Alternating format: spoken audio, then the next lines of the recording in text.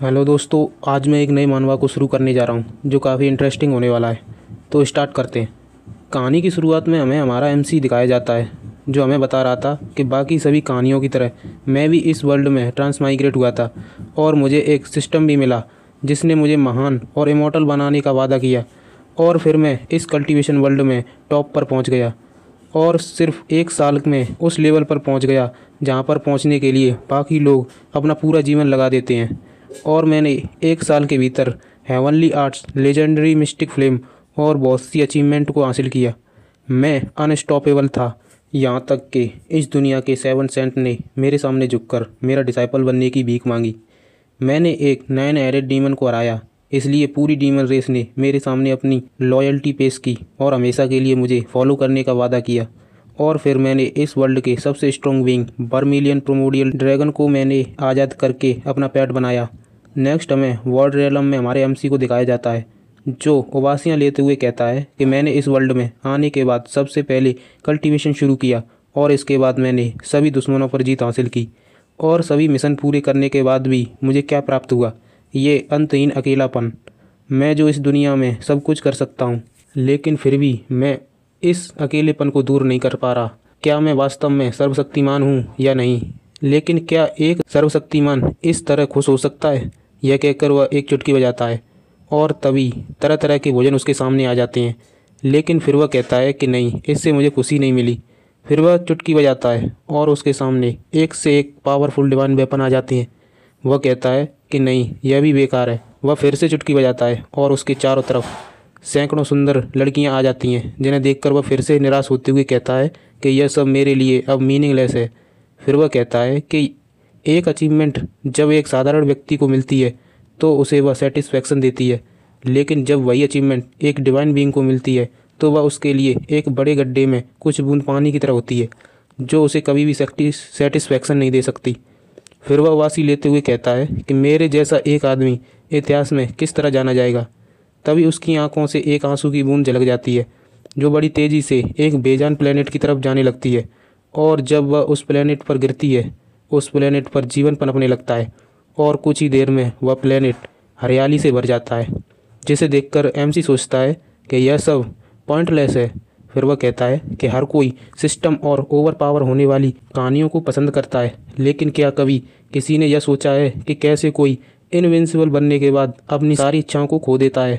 फिर वह कहता है कि जब मैं अपनी ज़िंदगी में पीछे देखता हूँ तो मेरी पूरी लाइफ का सबसे रोमांचक पल वह था जब मैंने शुरुआत की थी और लो लेवल के डीमंस को मारने के लिए अपनी लिमिट्स को पुश करता था। अपनी लिमिट्स को पुश करने की फीलिंग अपनी मौत को महसूस करने जैसी थी। फिर वह खुश होते हुए कहता है कि अब मुझे पता चला कि मेरा खून इतना उबलता क्यों था। वो फाइट लड़ने की वजह से था। फिर वह कहता है कि क्या अभी भी एक फ़ाइट ऐसी नहीं है जो मैंने अभी तक नहीं की है? यह कहकर वह अपने पेट प्रिमोडियल ड्रैगन को बुलाता है। एमसी के बुलाने की वजह से वह ड्रैगन तुरंत उसके पास आ जाता है और आते ही एक खतरनाक रोअर करता है और अपने फ्लेम अटैक से एक प्लेनेट को टुकड़ों में तोड़ देता है।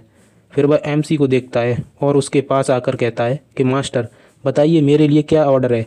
एमसी कहता है कि ड्रैगन, चलो अब तुम मेरे साथ एक फ़ाइट करो। वह ड्रैगन चौंकते हुए कहता है कि मास्टर, यह आप क्या कह रहे हैं? क्या आप मेरी लॉयल्टी को चेक कर रहे हैं? मैं कसम खाता हूँ कि मैं कभी भी आपकी आज्ञा को मना नहीं कर सकता हूँ। एमसी कहता है, नहीं, ऐसा कुछ नहीं है। मैं सिर्फ एक फ़ाइट करना चाहता हूँ और मैं तुम्हें मुझे मारने के इरादे से अटैक करने की परमिशन देता हूँ। वह ड्रैगन कहता है, मास्टर प्लीज़ इस बेतुकी जिद को छोड़ दीजिए, क्योंकि मैं जानता हूँ कि आप सिर्फ एक ही अटैक में मेरी हड्डियों को भी गायब कर दोगे, इसलिए मैं तो अटैक करने के बारे में सोच भी नहीं सकता हूँ। एमसी कहता है, इसमें इतना गंभीर होने की क्या बात है? मैं तो बस एक अच्छी फ़ाइट करना चाहता हूँ। अगर तुम फाइट बैक ही नहीं करोगे तो फिर फाइट करने का क्या मतलब? वह ड्रैगन कहता है, क्योंकि मैं आपका एक लॉयल पेट हूँ, इसलिए मैं आप पर कभी अटैक नहीं कर सकता। लेकिन अगर आप एक अच्छी फ़ाइट करना चाहते हैं तो शायद 9 हेडेड डीमन इसके लिए तैयार हो जाएगा। एमसी अपना सिर पकड़ते हुए कहता है कि आखिर एक स्पायर मैच करने के लिए भी किसी को ढूंढना कितना कठिन है। फिर वह कहता है कि लेकिन रुको, क्या तुम उस 9 हेडेड डीमन की बात कर रहे हो? ड्रैगन कहता है, हाँ बिल्कुल, वह काफ़ी एरोगेंट है। उसने हाल ही में मेरे बच्चों के कई इलाकों पर कब्जा कर लिया है। मैंने सुना है कि गुप्त रूप से किसी प्रकार के आर्मर को बना रहा है। ऐसा लगता है कि वह आपको धोखा देने के बारे में सोच रहा है। उसकी बातें सुनकर एमसी तुरंत एक चुटकी बजाता है और वो दोनों वहाँ से गायब हो जाते हैं। नेक्स्ट हमें डीमन टेरिटरी का सीन दिखाते हैं, जहाँ पर कुछ डीमंस अपने असुरा लॉर्ड की जय जयकार कर रहे थे। तभी वहाँ पर एक धमाका होता है और धुंध के हटने पर हमें दिखाया जाता है कि वहाँ पर वह ड्रैगन आ चुका था, जिसे देखकर सभी डीमन वहाँ से भागने लगते हैं। तभी वहाँ पर वह 9 हेडेड डीमन आते हुए कहता है कि तुम जैसे एक छिपकली की हिम्मत कैसे हुई मेरे लोगों को डराने की। वह डीमन उसे देखकर खुश होते हुए कहते हैं कि देखो मास्टर यहाँ पर आ चुके हैं। फिर हमें फाइनली उस डीमन को दिखाया जाता है, लेकिन इसके सिर्फ 3 ही सिर दिखाई दे रहे हैं। शायद इसके बाकी सिरों को हमारे एमसी ने काट दिया होगा। वह कहता है कि क्या तुम अपने बेकार के बच्चों का बदला लेने यहाँ पर आए हो। वह ड्रैगन कहता है भले ही मैं बहुत लंबे समय से तुमसे तंग आ चुका हूँ, लेकिन तुम्हें क्या सच में ऐसा लगता है कि मैं इस जैसी छोटी बातों के लिए यहाँ पर आऊँगा। फिर वह कहता है कि मैंने सुना है कि तुम गुप्त रूप से एक दूसरे वर्ल्ड में एक डिवाइन आर्मर को बना रहे हो। क्या तुम मेरी पोजीशन को चुनौती देने के बारे में सोच रहे हो। वह असुरा लॉर्ड कहता है मुझे तुम्हें हराने के लिए किसी भी ट्रिक की कोई ज़रूरत नहीं है। अगर तुम्हें फ़ाइट करनी है तो यह किंग हमेशा तैयार रहेगा। तभी वहाँ पर एनर्जी फ्लक्चुएट होने लगती है, जिसे देखकर वे डीमंस घबराते हुए कहते हैं कि यह बहुत बुरा है। अगर इन दोनों में फ़ाइट हुई यह पूरी जगह तबाह हो जाएगी और सिर्फ मलबा ही बचेगा। तभी हमारा एमसी वहाँ एक दांसू एंट्री लेते हुए कहता है कि रुको, लगता है तुम्हें कुछ गलत फहमी हुई है। यह वह नहीं है जो फाइट करना चाहता है, यह मैं हूँ। एमसी को देखकर वह असुरा लॉर्ड उसके सामने अपने सिर को झुकाते हुए कहता है कि मास्टर, क्या ये आप हैं। मैंने सच में एक बहुत बड़ी गलती की है, प्लीज़ मुझे माफ़ कर दीजिए। मैं विद्रोह के लिए मरने के लायक हूँ। एमसी कहता है हे, तुम कुछ गलत समझ रहे हो। मैं तो यहाँ बस एक अच्छी फाइट के लिए आया हूँ। अब चलो पुराने समय की तरह मुझ पर अटैक करो। वह असुरा लॉर्ड तुरंत अपनी बाकी 2 सिरों को काट देता है। एमसी कहता है रुको, ये तुम क्या कर रहे हो। वह कहता है मैं सिर्फ मरने लायक हूँ। मैंने पिछले हज़ारों सालों में 2 और सिर उगाए। मुझे नहीं लगा था कि ये कुछ परेशानी भरे होंगे, इसलिए मैंने इसकी आपको कोई रिपोर्ट नहीं दी। वह ड्रैगन कहता है कमीने कहीं के मास्टर के सामने भोला बनने की कोशिश कर रहा है। असुरा लॉर्ड कहता है जिस क्षण मैंने आपकी वफादारी की कसम खाई थी उस पल से मैंने कभी भी आपको धोखा देने के बारे में नहीं सोचा। अगर आपको मुझ पर अभी भी संदेह है तो मेरे इस बचे हुए एक सिर को भी काट दीजिए। फिर वह उस ड्रैगन से गुस्से से कहता है कि मुझे लगता है कि यह तुम हो जो मास्टर को भड़काने की कोशिश कर रहा है, क्योंकि तुम मुझसे डरते हो। वह ड्रैगन कहता है मैं और तुमसे, मैं तुम जैसे एक बूढ़े डीमन से क्यों डरूंगा। मैं अगर चाहूँ तो बस एक छींक में तुम्हारे इस अंडरवर्ल्ड को डिस्ट्रॉय कर सकता हूँ। एमसी उन लोगों की इस बकवास सुनकर फ्रस्ट्रेट हो जाता है और कहता है कि ये सभी लोग बेकार हैं, कोई भी मुझसे एक फाइट भी नहीं कर सकता। फिर वह एक चुटकी बजाता है और वापस अपनी वर्ड रेलम में आ जाता है और अपने सिर को पकड़ते हुए कहता है क्या ऐसा कुछ नहीं है जो मेरे दिल के इस खालीपन को भर सके। खैर इस सब को अब जाने दो। मैं जब भी अपने आप को एंटरटेन करने की कोशिश करता हूँ तो और भी अधिक परेशानी खड़ी हो जाती है। मैं अपनी कल्टीवेशन में ही ठीक हूँ। फिर वह चुटकी बजाकर एक कल्टीवेशन की बुक को ले आता है और उसे पढ़ने लगता है। फिर वह बताता है कि sword cultivation, beast taming cultivation, refining cultivation, yin yang dual cultivation, इस तरह की 49 कल्टीवेशन पाथ को मैंने पहले ही मास्टर कर लिया है। अब देखता हूँ कि ऐसा कौन सा नया पाथ है जो काफ़ी मज़ेदार हो। तभी उसे किसी के हंसने की आवाज़ सुनाई देती है। वह कहता है कि यह हंसी कहाँ से आ रही है, और जब वह देखता है यह हंसी की आवाज़ उसी प्लेनेट से आ रही थी जो कुछ समय पहले ही पनपा था। एमसी कहता है चलो देखते हैं कि आखिरकार कौन है जो इतने मज़े कर रहा है। और जब वह उस प्लानेट में झांक कर देखता है तो वहाँ पर एक एलियन था जो फिशिंग कर रहा था। वह हंसते हुए कहता है कि आज का दिन काफ़ी अच्छा है, जो मुझे एक मछली मिल चुकी है। जब मैं घर जाऊँगा तो अपनी माँ के लिए सूप बनाऊँगा, क्योंकि वह ज़्यादा प्रोटीन को एब्जॉर्ब करेगी तो जल्दी ठीक हो जाएगी। तभी अचानक से एमसी वहाँ पर आ जाता है, जिसे अचानक से वहाँ आता देख एलियन भी डर जाता है। फिर एमसी उससे पूछता है कि तुम इतनी खुश क्यों हो। वह एलियन कहता है क्या आप नहीं देख सकते हो कि मुझे खुशी है, मैंने एक मछली पकड़ ली है। एमसी कहता है मछली पकड़ने के बारे में इतना अच्छा क्या है। वह एलियन कहता है किसी चीज़ की संतुष्टि ही खुशी है। यह जगह अभी काफ़ी ख़राब हालत में है, लेकिन यह हमेशा से ऐसी नहीं थी। 100 साल पहले जब मैं पैदा ही हुआ था, मेरी माँ ने मुझे बताया था कि हमारे पास सब कुछ था। हमने उच्च तकनीकी को भी विकसित कर लिया था, लेकिन फिर लोगों की इच्छाएं और भी बढ़ने लगीं। हर कोई और भी अधिक रिसोर्सेज को पाना चाहता था, और इसका परिणाम अंतहीन युद्ध था। और विकसित तकनीक का प्रयोग एक दूसरे को नष्ट करने में होने लगा, और अंत में बहुत से लोग मारे गए। कुछ यहाँ से भाग गए और अपने पीछे आने वाली पीढ़ी के लिए यह मरता हुआ प्लेनेट छोड़ गए। और भोजन खत्म होने के बाद हम सिर्फ अपनी मौत का इंतज़ार कर रहे थे। मेरी माँ ने अपनी सारी एनर्जी मुझे ज़िंदा रखने में लगा दी, लेकिन सौभाग्य से निराशा के बीच में एक जायंट लिक्विड मीटेओर एनर्जी से भरपूर हमारी इस बेजान प्लेनेट पर गिरा, जिसकी वजह से यह प्लेनेट फिर से जीवित हो गया और चारों तरफ फिर से खुशहाली छा गई। MC कहता है, यह एलियन काफ़ी बोरिंग है। फिर वह एलियन अपनी फिशिंग रॉड को खींचते हुए कहता है कि लगता है कि एक और मछली फंस गई, लेकिन काफ़ी ज़ोर लगाने के पर भी वह उस मछली को नहीं खींच पा रहा था और उसी मछली की तरफ खींचा चला जा रहा था। MC उसे देखकर कहता है कि यह बिल्कुल भी मज़ेदार नहीं है, क्या मुझे इसकी मदद करनी चाहिए? फिर MC उस तालाब की तरफ देखता है जहाँ पर एक काफ़ी बड़ी मछली थी। फिर MC अपनी पावर को यूज़ करता है और इस फिशिंग रॉड को एक प्रेशर के साथ ऊपर की तरफ कर देता है, जिसकी वजह से वह जायंट फिश ऊपर आ जाती है, जिसे देखकर वह एलियन भी काफ़ी खुश हो जाता है। लेकिन प्रेशर से खींचने की वजह से उस रॉड का तार टूट जाता है और वह मछली फिर से पानी में चली जाती है। अचानक तार टूटने से वह एलियन पीछे की ओर गिर जाता है। MC कहता है, मैंने तो बस तुम्हारी मदद करने की कोशिश की, अगर रस्सी ही टूट गई तो इसमें मेरा कोई दोष नहीं है। वह एलियन खुश होते हुए कहता है, आपका धन्यवाद मेरी मदद करने के लिए। MC कहता है, तुम्हें किस बात की खुशी है? तुम्हारे हाथ तो वह मछली भी नहीं लगी और तुम गिर भी गए। वह एलियन खुश होते हुए कहता है, वो सब मुझे नहीं पता, लेकिन मैं वास्तव में बहुत खुशी फील कर रहा हूँ। शायद यह इसलिए क्योंकि यह पहली बार है जब मैंने एक मछली पकड़ी है और उस जायंट फिश के साथ यह मूवमेंट सच में काफ़ी एक्साइटिंग था। और शायद यह इसलिए भी हो सकता है क्योंकि मैंने आज का गोल पूरा कर लिया है, इसलिए मुझे इससे कोई फ़र्क नहीं पड़ता कि वह जायंट फिश मेरे हाथों में आई या नहीं। अधिक गहराई से सोचें तो यह हो सकता है क्योंकि मैंने इस प्लेनेट का अंत होते हुए देखा है, शायद इसलिए अब मुझे हर चीज़ सुंदर लगती है। वैसे भी सेटिस्फैक्शन ही वास्तविक खुशी है। लगता है अब मुझे अपने घर जाना चाहिए। फिर वह वहाँ से जाते हुए MC से कहता है, अगर मौका मिलेगा तो हम अगली बार एक साथ मछली पकड़ेंगे। MC उसे जाता देख सोच रहा था कि सेटिस्फैक्शन ही वास्तविक खुशी है। यह शायद इसलिए कह रहा है क्योंकि इसने अभी दुनिया को ज़्यादा कुछ नहीं देखा है। चलो देखते हैं कि आखिरकार यह वास्तव में क्या सोचता है। यह कहकर MC अपनी माइंड लिंकिंग टेक्निक का यूज़ करके अपने एक कॉन्शियसनेस को उस एलियन की तरफ भेजता है, जो जाकर सीधा उसके दिमाग से कनेक्ट हो जाता है।